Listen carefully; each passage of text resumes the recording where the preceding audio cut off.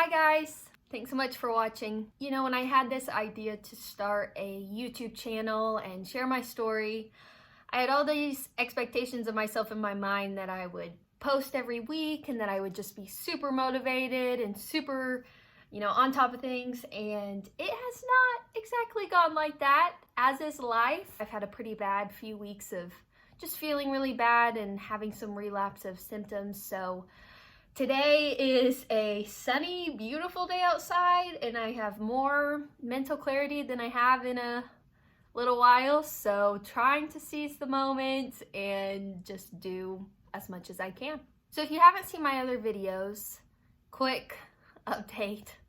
I was diagnosed with mold illness, also known as chronic inflammatory response syndrome, in March of 2019. I was 3 years into a spiral of health problems. I couldn't get any answers. I saw dozens of different doctors coming from different backgrounds and specialties, and I could not get anywhere. I had one misdiagnosis after another. I took so many antibiotics and I just kept getting worse. So that's where I was a year ago.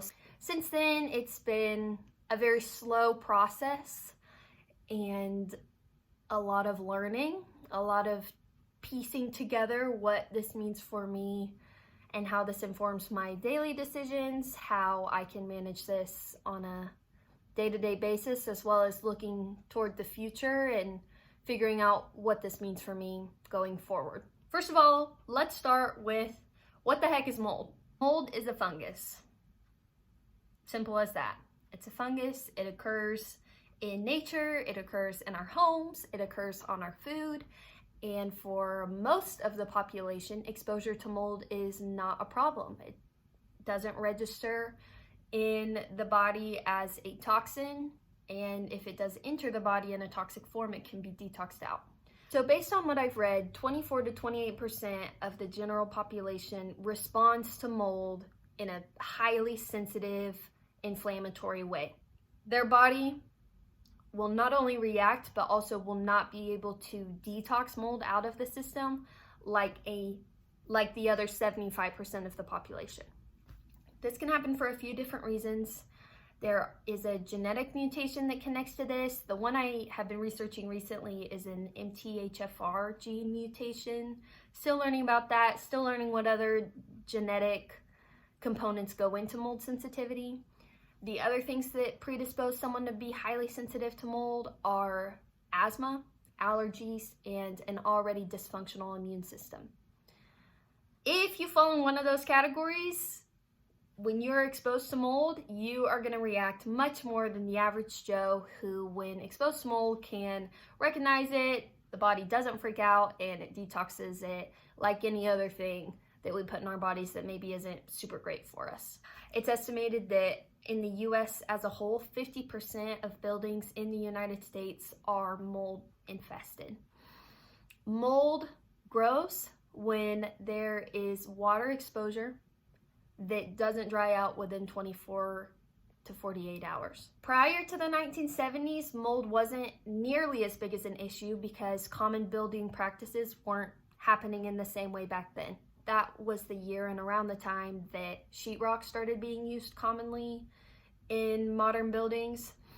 And although sheetrock is awesome, and I'm pretty sure my house is full of it, it is the perfect home for mold. So if a building experiences water damage that doesn't get dried out, mold spores are in the air all the time. Those mold spores can colonize on the sheetrock. Mold can use the sheetrock as a source of food and grow and cause a lot of problems, and you may not even know it's there. What mold needs to thrive are two things: moisture and organic matter. When you have some source of perpetual moisture, or maybe your house floods or your roof leaks or your pipes leak or whatever, and it isn't dried out in a short amount of time, then you start having a problem. The other issue with those two qualifications is the human body provides both of them, moisture and organic matter, which leads me to the question, why can mold even make someone sick? This is how my thinking has been. I understand I have a cat allergy. If I'm exposed to a cat and I pet a cat, or a cat gets too close to me and starts getting its fur and dander on my clothes or whatever, then I have an immediate immune reaction that treats this cat like a foreign invader, and my sinuses get inflamed, my nose starts running, maybe my head starts hurting. But I wash that dander off, and that's that. I move on. The thing about mold is it is so sneaky and sinister in its nature, because mold releases tiny, tiny organisms called mycotoxins. Mycotoxin literally means mold toxin. And these toxins release into the air when mold is growing, or when mold is exposed to water, and can enter the human body through absorption through the skin or through breathing it through the sinuses. And when that happens, these mycotoxins create a biofilm that is basically an armor that protects them from being detoxed out of the body. That has been my biggest problem. So when I tested for mold, I tested off the charts, which not only means that my body cannot detox mold naturally, and then it needs some support, but it also means that that level of toxicity inside my body naturally causes a lot of other problems that a typical blood test would never have been able to recognize. So my exposure to mold, I can actually track back to when I was a kid, when we lived in a house that had mold growing under some of our cabinets that we didn't realize, the same cabinets that our dishes and pots and pans were in. And around that same time is when I started having numbness and tingling for the first time, and very strong, frustrating anxiety. Fast forward a few years, we moved into a new house, and that house had a converted garage that was really poorly constructed, had a weird, bad smell. And I remember sometimes I would exercise in that room, and I'd lay down on this gross old carpet and do crunches or whatever, and I would get up and have a rash on whatever part of my skin had been touching the ground.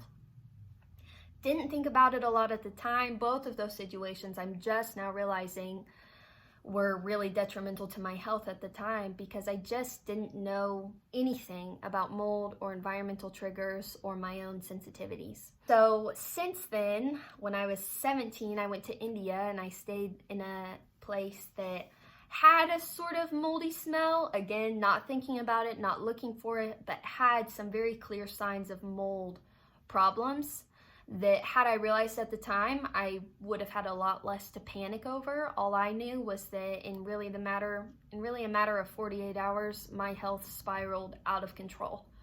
I started having horrible panic attacks. I was so anxious, I couldn't sleep, and I had this painful, constant headache and pressure in my sinuses that I just could not get rid of.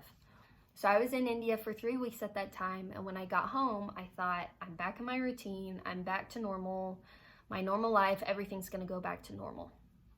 Well, that was over 4 years ago, and I am still picking up the pieces of my pre-exposure life. My symptoms of mold toxicity, I have to read it off of a list. I've experienced horrible anxiety, panic attacks, headaches, fatigue, low stamina, muscle weakness, brain fog, difficulty with word recall, which is why I am reading this off of a list. Dizziness, skin sensitivity and rashes, numbness and tingling in my face and hands, and chronic sinusitis. Other symptoms that I've read about in a number of different journals: tremors, joint pain, nausea, significant weight gain or weight loss, abdominal pain, shortness of breath, appetite swings, increased urination, temperature regulation, deregulation problems, excessive thirst, muscle cramps, aches, blurred vision, mood swings, paralysis when exposed to mold, seizures, massive nosebleeds, and ear ringing. Common misdiagnoses for mold illness, in my case, were chronic sinusitis, asthma, what else? Anxiety, adrenal fatigue, chronic horrible allergies. And some of those things are real diagnoses that I still am working on in their own way. Common misdiagnoses besides that are chronic fatigue syndrome, fibromyalgia, multiple sclerosis, depression, allergies, stress, PTSD, irritable bowel syndrome, ADD. Most of this information I am combining from different things I've looked at, but also from Dr. Richie Shoemaker. He's a pioneer in mold toxicity research, and he has resources online that explain a lot about how mold illness occurs. So I'll link that down below if you want to check that out. The whole reason I'm saying any of this, and the reason I think this is worth sharing, is because I have learned over the last 4 years that sometimes doctors don't know everything. And that is hard to wrap your mind around when you're desperate and you really need someone to advocate for you and understand and help you and figure things out for you. But in my journey, it has been a long, long road to find anyone who would even take me seriously in the first place. It took a lot of desperate explanations, documenting my journey, trying to show different doctors the path that I've been on. And I feel really blessed and thankful that I am working with a doctor now who is mold literate and understands that environmental triggers are a real problem. And even though they aren't a typical thing taught in medical school, I do think that that's changing, and I really hope that for the sake of the 25% of the population that reacts to mold like me, that this becomes a truly well-researched issue that isn't just on the fringe of the medical community. I hope someday that insurance covers mold treatment, because God knows they do not cover it right now. And ultimately, I hope that if you're listening to this and you identify with any of this, that you can have hope that this does end. There is a way to heal from mold illness. Chronic inflammatory response syndrome is not a life sentence to pain and exhaustion and disappointment. It's temporary, but you need to listen to your body, and you need to take steps to, number one, get away from mold. Look around your house, start asking yourself questions. Is there poor ventilation? Have I had a water leak? Has my house had an opportunity to grow things that I don't want to grow there? Is my air quality clean? Am I eating moldy food?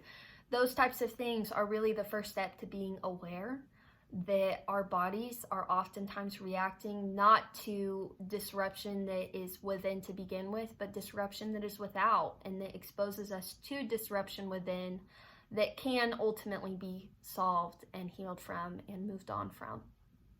I'm saying that as an encouragement to myself, because I am still, in this process, and it is really hard. It's really difficult. Detoxification, as a final note, maybe I'll talk more about this another time. Detoxification from biofilm, from the gross substance that grows as a result of mycotoxins entering the body, that takes time. And right now I eat a very strict diet. I take a lot of binders and different types of medicine to break down that biofilm and get it out of my system, because living in a house right now that I know has no mold at all doesn't mean that my body is immediately feeling great. There is a sort of armor inside of me of mold toxicity that doesn't want to be kicked out, but it's getting kicked out. It just takes time. So thanks so much for watching. Please look at the resources below if you think you may be struggling with mold illness, and don't lose hope. Seriously, it gets better. This isn't a life sentence, and you're gonna be okay. Thanks so much.